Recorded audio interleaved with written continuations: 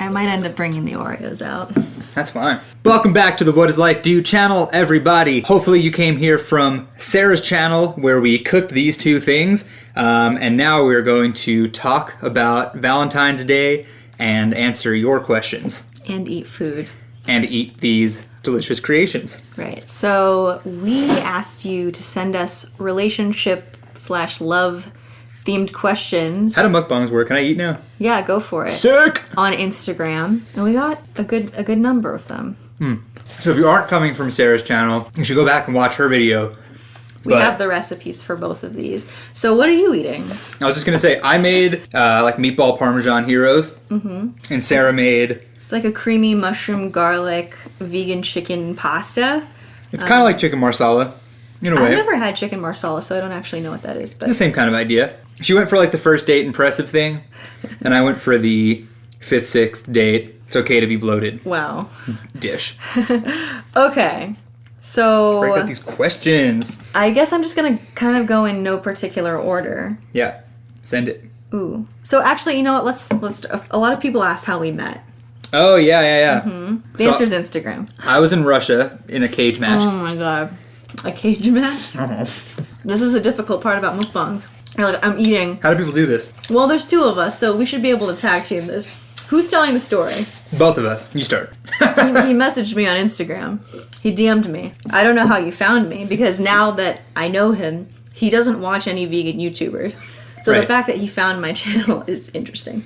I used to watch vegan YouTubers, and one of her videos was suggested to me, and I was like, who is dat babe? And I put her up on the Chromecast, and I showed my roommate at the time. I was like, do you see her? And he was like, yeah, who is she? And I was like, I don't know, but I'm going to marry her. And he was like, what the I don't believe that you said that. You can ask Robbie, I said that. You brainwashed him into agreeing with you. No, I didn't. You paid him. No, I didn't. You pay him a yearly I installment. didn't pay him, I drugged him. It's different, Sarah. Next video, how did you break up? Then I followed her on Instagram, and I DM'd her a few times. But not like in a, like I'm sliding into your DMs way. It was like we have a lot of mutual interests. Yeah, and I was just talking to you about like your stories that you were posting, and I was like, wow, it looks so good. Mm-hmm. Starts as simple as that. Right. And then eventually... Well, your first message to me, DM to me, was, you are my vegan spirit animal. That actually wasn't. I looked at it the other day. Really? I said like, oh, that looks so good, or whatever, and that was like the 3rd or 4th one, but it was that was the conversation starter. And then after that, we started talking, when I said you're my vegan spirit animal, we started talking about music and food and lifting. Right. And she... At the time, she didn't have as many followers and subscribers, so she could respond to all of her DMs. Now I can't. Now there's too many. I tried to respond to everyone. So thankfully, this relates to another question that someone gave us, which is what was your first impression of the other person? So I mean, you kind of shared that, but I thought he was kind of annoying. Not annoying, but like he's very outgoing. To be fair, I think I'm kind of annoying. No, he's very outgoing, and you know sometimes you like try to talk to someone, or like a guy will try to talk to you. And you're just trying to be polite, and you're like, you're great, wonderful. And then you cut off the conversation. Yeah. Or you wait a long time to respond, hoping that they'll forget that they messaged you. I did that, but then he was very persistent. And then it ended up working. Mm-hmm. I don't know what happened. He drugged me too. That's not true. I paid her. This one I paid, the other one I drugged. I have noodles falling out of my face. I'm so jealous of the noodles, not of you. Yeah, I just kept talking to you about things. Right. And it's weird. It's weird thinking about that. And then sitting here in the house we live in together, it feels very surreal. It feels very What Is Life, dude. And it's kind of freaking me out in this moment. You're like, it's kind of freaking me out. It's kind of freaking me out. Here's my question. All of these questions are kind of interrelated now that I think about it. It's just like a lot of people wanting to know like why we were, how we ended up together when we didn't live in the same place and we're very different people. Like he's so extroverted, I'm very introverted. What was I saying? I lost my train of thought. Why we're so good together? Why me? Why did you message me? It was just because I was cute. Yes. It's like I scroll back in your DM history. It's like you DM Supreme Banana, Cheap Lazy Vegan, and Lauren Toyota. Hold on, Lauren Toyota was not one of them. The other two you got right. No. I DM'd them too. But yeah, you were cute, and then we started talking a little bit, and then I watched your Q&A about yourself when you had the really red hair, and that was the first time I saw your personality. And that's when I was like, "You're my vegan spirit animal." I'm sliding into your DMs because I know you're. Well, also you cool. saw my guitars in the back of that, and Yeah. you're like, "Oh." I have a band, and you sent me your music video, and okay. A bite of this. Here, oh yeah, we can go switcheroonies. This is another funny like aspect of the story, which is that I feel like at the time I had a definite type, and so it was like I looked at your profile because I was talking to you for a while, and I finally like started to recognize your like name. Because usually if someone DMs me, I don't go on their profile. Yeah. I'm like, okay, who is this dude? Who's this jabroni? And I was like, oh, not my type. Because and now I think you're so pretty. You looked at my face and thought not my type? Yeah. I didn't think like, oh, this guy's ugly, but I wasn't like, you were like, oh, he's ooh. Jewish. I wasn't. Why wasn't Where I are we your going type? with that? I don't know. I'm not saying, like I said, I'm not saying you were ugly or anything. It was just like, it didn't like jump out at me. Yeah. Which is hard to put myself back in that mindset now. Because I like your face. Thanks, dude. I like You're yours too. gorgeous. Shout So out Taylor Swift. that's basically how we met. Yeah. Until we started talking. And then we planned a trip for Sarah to come out and visit. And that went well. Okay. A lot of people are asking about how we deal with conflict, like what's our biggest argument we've had. Is there any, like, are there any differences in beliefs that we have that we struggle with, and how do we navigate that? Want to talk about our biggest argument? It's so stupid. Okay, hold on. And yet, this is the only argument I've ever had where I've literally been crying. Or maybe, like, I think this is the only time. On the count of 3, say who this argument was about. Ready? 1, 2, 3. Tom Sam Petty. Smith. Right. So that's the basis of it. Wait, so how did it start? It was back during Christmas. And we were thinking about maybe covering a Christmas song on one of our channels. And we were deciding which Christmas song. And then this sort of just got us into the realm of talking cover about... songs? Yeah, cover songs and music.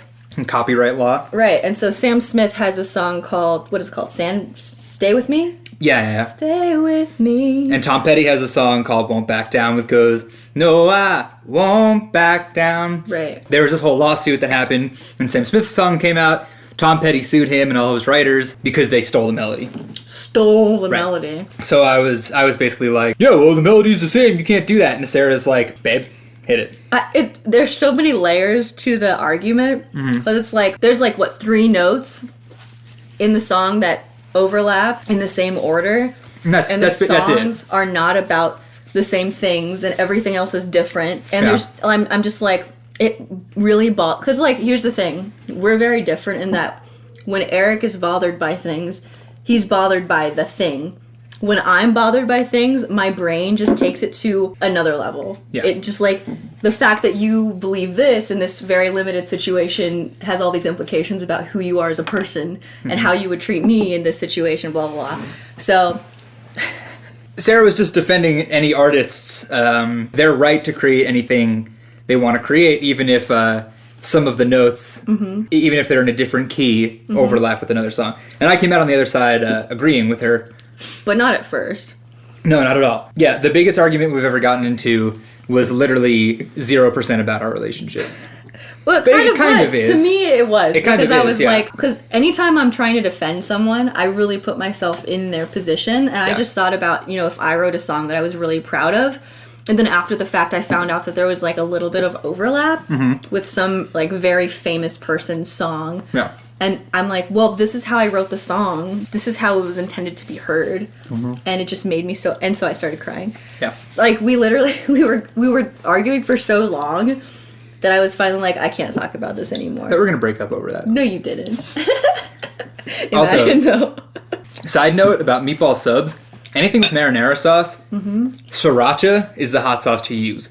I don't know why it goes perfectly with tomato sauce. I have this hot sauce. Marie Sharp's goes well with anything. It's Which... sick how good that sauce is. You've had this in the house for how long? Since before you moved here.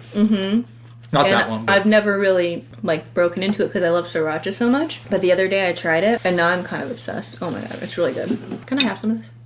Yeah.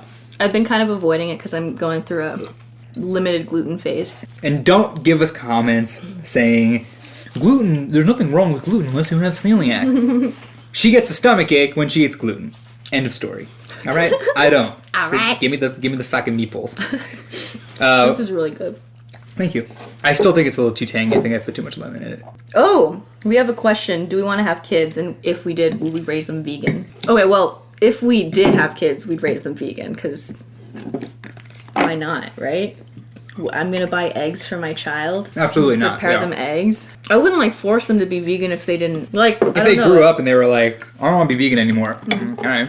If you're buying your own food. But, yeah, it would be the same thing, like... Or, like, if they went to... What if they went to school and a kid was, like, brought pizza for their birthday or something? They probably wouldn't want it. Yeah. But we don't... right now, it's interesting because when we both met...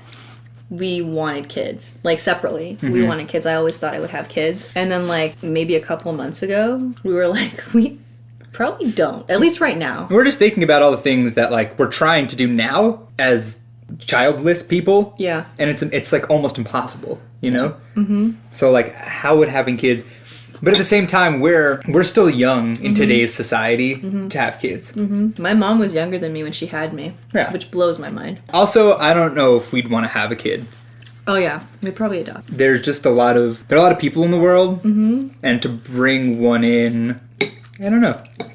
I don't judge anyone for doing it or for feeling like it's important, but I mean that's what you're like genetically programmed and humanly programmed to do. Yeah. But then I think about how many kids do you think around the world, hundreds of thousands, who could be adopted? And you're like, that's what I would do. And I know adopted kids and their families love them and they love that. Like it's no different for anyone in the situation. Yeah. But if you're someone who wants to have your spawn, then that's your prerogative and it's totally understandable. We're not ruling it out, but it's a hard no right now. Like, for our present situation. This is a question about open relationships. Our thoughts on open relationships. We've kind of talked about this before. I'll let you talk first while I eat more of this. For me personally, that's going to be a no for me, dog. I was going to say the exact same thing, but only because I hear you say that. All right. So now I only say it because memes. Yeah, that shit's not for me. I personally can't understand it, but I can understand that people can understand it. Does that make sense? Right. Like, I understand that that's what some people want, but for me, I'm like, I don't get it. I'm in the same boat. I've been in an open relationship. It was like a long-term relationship that we opened up after having been together for years. And it was like, I kind of initiated that. And now that I'm on the other side of that, like, for me, I'm not saying this is true for everyone who wants to be in an open relationship. It's like, I think I wanted that because I wasn't getting all my needs met in that relationship. So I wanted to find it in other places. But yeah, you really have to both be on the same page and very honest if that's going to work out for you. I can't ever imagine myself boning anyone else while in a relationship. Whether it's consensual or, I don't know, I can't picture that. Yeah. Except for that one guy who, commented on Instagram. Yeah. He replied to your Instagram story. And he said, your boyfriend's a fucking bitch and he's cheating on you. That was funny. Shout out to you, sir. I just responded, excuse me? Did you? Yeah. That's and he didn't respond. Hilarious. Well, I was going to actually respond with you, ? But I didn't. Anyway. That would have been good. Okay. Here's a good one. If one of you decided to go non-vegan, what would be the other's reaction?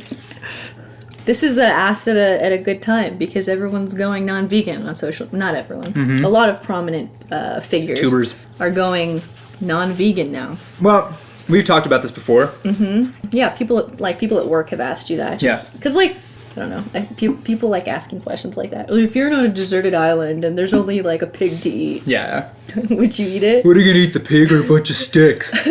No, I'm gonna eat you, dumbass.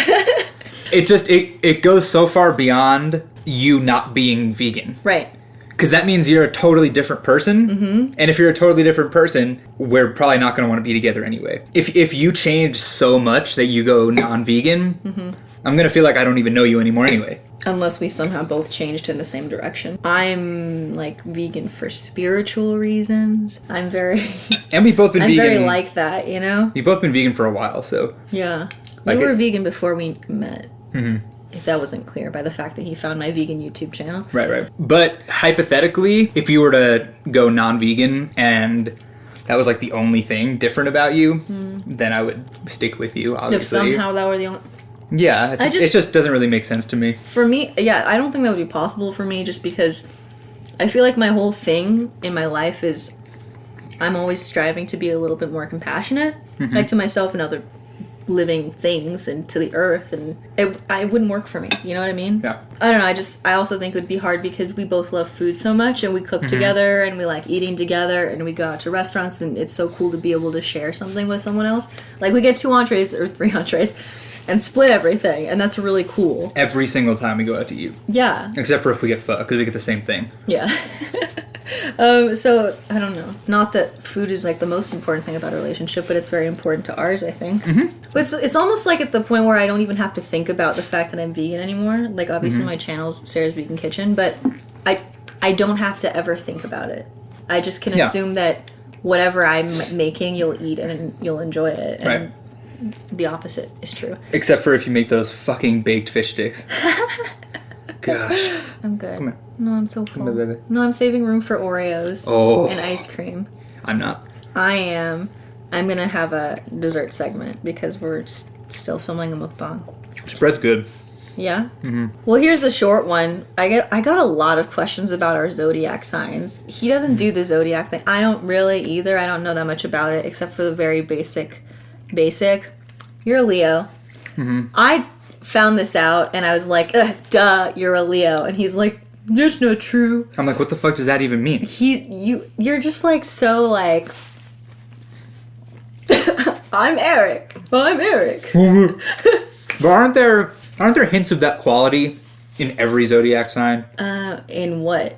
That you love being in the center of attention? You Like, love the spotlight? Aren't all the zodiac signs, aren't they all built to describe everyone to some degree?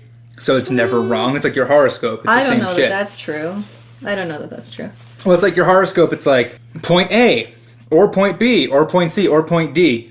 And you're reading it and you're like, oh my god, points B and D totally apply to me. And it's like, Kind of. what is it called? You're neglecting 2 of the answers because they don't apply to you. Selection bias. Okay. At the same time, if I read the Leo profile, I'm like, what the fuck? This is not me. You Right, know what I mean? But my mom always tells me she reads the horoscope. And sorry, mom. I know you hate when I do your voice like that. But she says she reads the horoscope and she's like, oh, like this is totally me. I'm like, what about these other 2 points that totally don't apply to you? Just saying. I mean, I agree. I don't take full stock in these things, but with horoscopes and tarot and all of those random mystical things, I kind of like just occasionally, like just when I think about it, I'll like check it, and it's just an interesting thought experiment for me. And it's good to, you know what I mean? It's good to, I don't know, give yourself motivation. It's like I have no problem with people using it to motivate themselves and to say, you know what, maybe this thing will happen for me. No problem with that. Right. It's just I have a problem with giving away all your power to something. To anything. Letting it dictate your life. Destiny. No, I agree. I use all those things as kind of just like thought experiments. Like if I don't have anything to journal about, I'll look at my tarot card for the day. Right. I'll be like, oh, this makes me feel a certain way. Yeah. And then respond to it. As little as I believe in those things, I still have astrology tattooed on my body. Yeah. Which I have a lion and a crab. That's Leo my and favorite. Cancer. That's my favorite of your tattoos. Is it? Yeah. Want to do one more question? Your horoscopes today is, boy. have you lost sight of your higher purpose? Blah, blah, blah, blah, blah. What's my higher purpose? All right, I'm gonna go get Oreos really quick while you pick the very last one. Okay. This is a question that you get asked a lot by my family, my friends, Yeah. But I want the video format answer, Okay. the real. I'm scared. I don't know what you're gonna ask. Sarah, do you like loving in Colorado? That's what they wrote. Oh yeah. Oh yeah, she does. Oh yeah. Do you like I like living living in Colorado? Yeah. It's great. All right, thanks for watching, everybody. Yeah, give me some detail. I thought you said you weren't saving room for them. Oh, I didn't save any room, but I'm still gonna eat them. Okay. There's just no room. You know what? It's like every new person I meet, as soon as they find out that I moved here from California, they ask me that question. And I say the same thing every time, which is, I like it. I didn't really like where I was living before. I was living in the Bay Area. near little south of San Francisco. I was really only there because I went to college at Stanford and I stayed in the area just out like Inertia. And now I'm here and it's better because there's less traffic. And I don't want to say people are nicer, but they are. I feel like the vibe is better. You know what I mean? 100%. It's just life is a little slower here. Silicon Valley is very cutthroat and you always feel inadequate. And now I still feel inadequate, but now it's just because of my head and not because everyone around me is wealthier than me and can program in C++ and Python and Ruby on Rails and is probably an asshole about it. Yeah, I like it a lot better. And there's way more booty here. A lot more booty here. I like being able to drive to Sprouts and find a parking spot. I like that the mountains are here. There's a lot of opportunities for nature things, which I haven't really taken as much advantage of those opportunities as I'd like to. I mean, you could be someone who goes out every day and hikes. Mm-hmm. But I think for the most part, like... I'd like to do it more. I'm over the question. Because, like, I don't feel like I've ever been particularly... You know, some people have so much pride for the place they live. Mm-hmm. They're like, I'm a Californian at heart. And I've never felt that way about anywhere I've lived. You feel that way about here? Like, this is the place I belong. I felt that way in Bali. Man. You know what I mean? I struggle so much with feeling like I don't belong on the planet. In this body. And that life is not real, so it's kind of hard for me to say. I feel like that sounds so ridiculous that it sounds pretentious. That's just the way it is, man. Some things will never change. That's just the way it is. So yes, I feel like I do belong here. All right. I feel like you belong here too. 'Cause you belong with me. Two Taylor Swift references in one video. What was the first one? I said, you're gorgeous. Oh, I didn't catch that. I really, Should we wrap it up? Milking this Oreo. That's one Oreo? Jesus Christ. Thank you for watching. If you didn't see Sarah's video, go check it out where we made these things we ate, not the Oreos. Happy Valentine's Day. Check out our podcast and our other videos and stuff. And we'll have music out soon. Yeah. A music video. We're gonna have working on a music project. A lot of music out soon. See you next time. Stay wild. You just went, stay wild. Because I felt so wrong, because it sounded so cheesy when it came out. That's how, you know what? I've been wishing that I had like a catchphrase or like a name for my audience members on Sarah's Vegan Kitchen. Oh, but Sarah Sullivaners. Like Logan Paulers or Jake Paulers. Jake Paulers. Now I feel like on my channel it's just too late. I can't, it would just be pretentious. You can't like implement it, yeah. But I feel like Stay Wild is actually a good way to sign out. That's pretty good. Happy Valentine's Day and stay #wild. No, I ruined it. Stay wild.